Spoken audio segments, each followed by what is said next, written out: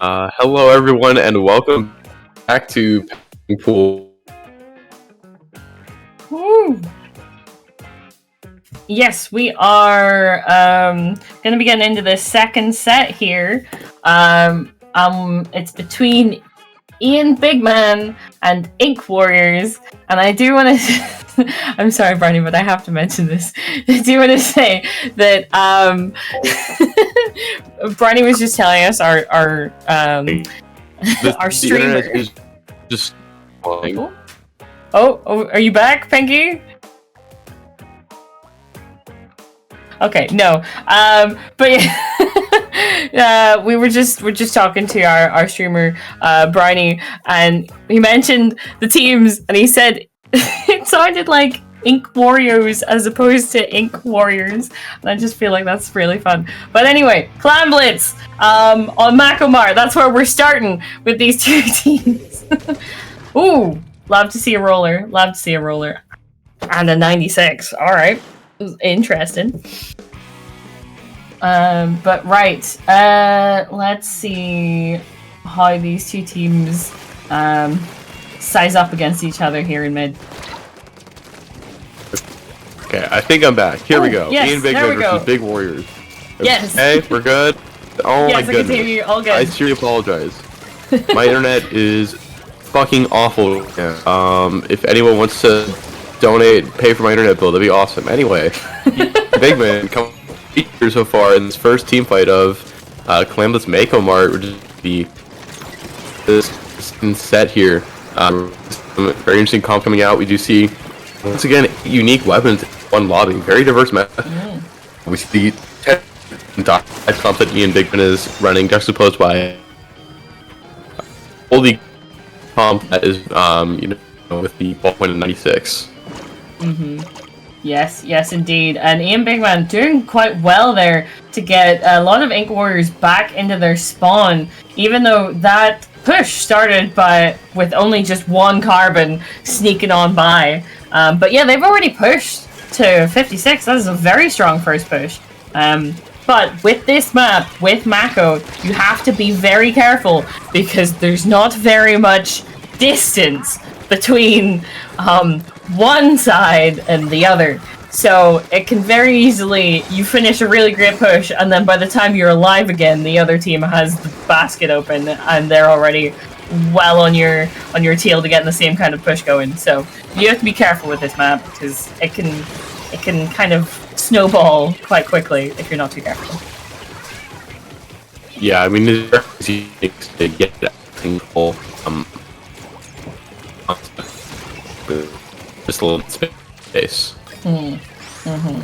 Also, we just saw that I think it's the Wiper was not able to get their hammer going.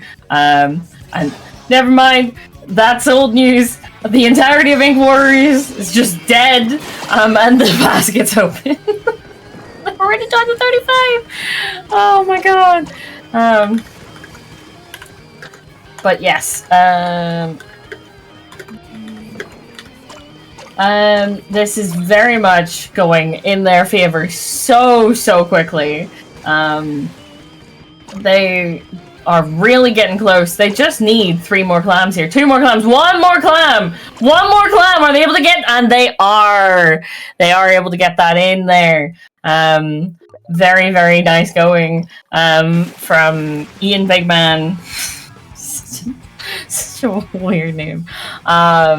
With able to just like push that the whole way down and get that knockout really quick.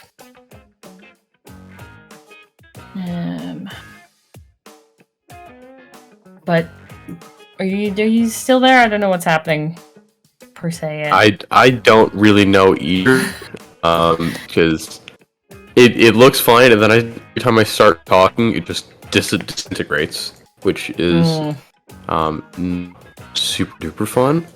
Yeah, but the internet. Ian playing very well at the end of that game with that very nice push. You get a bunch of power plants in there at the very end. All right, it looks like I would like to again apologize for all the havoc my internet's causing, but hope you guys have a good time. I'm just gonna dip real quick. Yep, thank you anyway, though, Pinky. It's been great, even if I can only understand about a third of some of what you've been saying. But yes, sadly, Pinky has had to step out of commentating, so you're stuck with me, guys. But right, we're gonna be getting into the second game of the set, which is, I hadn't looked at this, Splat Zones on Museum D'Alfonso.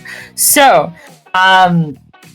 D'Alfonsino, I always just call it D'Alfonso, which is not correct, but yes, which, so it's an alright map mode combination. It's still paint the square, so, but, as Nintendo likes, there is something in the middle of the square to, break it up a little bit. But yes, we are getting into the second game of the set, and we've got a Rapid. Okay. Rapid coming out on the side of Ink Warriors. That's interesting. And a pretty similar comp coming out from me and Bigman. Were they the ones? Though they did drop the carbon. They have dropped the carbon, I think, in favor of the T-Tech there. But very quick cap here coming out from Ian Bigman as they are able to get the zone first, but then not really keep it. Oh, it does switch back over, but they do lose 2 players in the process, so I don't think they're going to be able to keep that for very long, as we are just seeing here. But yes, this is very much bit of carnage on the side of Ian Bigman. They are still stuck up there on their plat, not really able to get down to the zone just yet, which is not what they need, right? They need to get to the zone. But I will mention, as a commentator, I do like a game 3, so I'm not against Ink Warriors bringing this back and giving us a game 3. So I'm all up for this. This is vibes. We're done. But yes, it has gone back over to the side of Ian Bigman, and they're working on those points, getting them past 60 here. Ink Warriors trying to get it off their hands and are able to put on a 30-point penalty and push them kind of back into the corner here. Which is not a position you really want to be in if you can manage it, especially whenever there is that rapid on the other side. You have to be careful not to take those indirects, because 2 indirects, not doing too well. But regardless, this is kind of just chaos. Everyone's everywhere. But it does seem like Ink Warriors have got the Ian Bigman players out from behind them, which means that they can make a more concerted effort to get back on the zone to get together. They're still trying to keep them from getting those points, and they're Ian Bigman are now working on those points, and working their way down, because they don't. That will be lead switching over the side of Ian Bigman. Very, very nicely done there. Are they going to be able to hold this for long enough to work? Get quite a nice, what's the word? Lead? Ah, yes, lead. And they just keep going. There's 2 down on the side of the Ink Warriors. They're not being in the zone. That is going to be the end of the game and the end of the set. All right. Well, there we go. I said game 3. I said game 3, and I jinxed it, guys. I jinxed it. What game 3? But right, it does seem like we are going to get an emergency commentator in. I'm not going to spoil the surprise. I'm kind of surprised, though, that it happened in the space of that game, since it wasn't even a full game. We got a knockout there.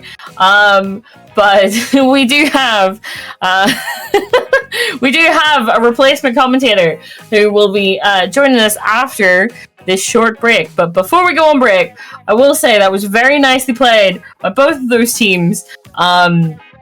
Ink Warriors definitely had some momentum there in the second game, as I mentioned at the time, that they just were not able to hold on to once Ian Bigman got that zone and kind of got settled, right? They just weren't able to kind of get it back and get the zone, work on any more of their points, and there we go. It just ended up going to Ian Bigman.